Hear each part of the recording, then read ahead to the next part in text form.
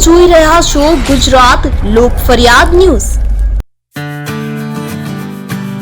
અમદાવાદમાં યુવા સંગઠન દ્વારા વોલીબોલ ટુર્નામેન્ટનું આયોજન।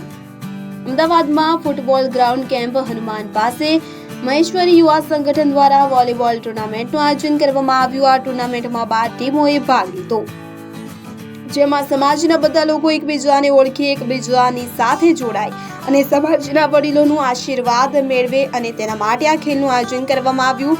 સંગઠનના અધ્યક્ષ ઘનશ્યામભાઈ ઈનાની અને તેઓની ટીમે ખૂબ જ સુંદર આયોજન કર્યું છે। સમાજમાં લોકો ફિટ રહે, લોકોમાં ખેલ ભાવના જાગે, લોકો એકબીજાથી જોડાય અને સમાજને આગળ લઈ જાય, તેટલા માટે આ ટુર્નામેન્ટનું આયોજન કરવામાં આવ્યું છે। તો ટુર્નામેન્ટમાં દરેક ટીમને અલગ અલગ ડ્રેસ કોડ આપવામાં આવ્યો છે। દરેક ટીમ અને ખેલાડી માટે મેડિકલ ટીમ હાજર હતી। ચા પાણી ખાવાનું રાખવામાં આવ્યું હતું। બધા યુવા મિત્રો આમાં હોંશે હોંશે જોડાયા અને બધાએ પોતાની ટીમને ચીયર અપ કર્યું હતું। સમાજના દાતાશ્રીઓએ આ ટુર્નામેન્ટના આયોજન માટે ભરપૂર સહયોગ આપ્યો।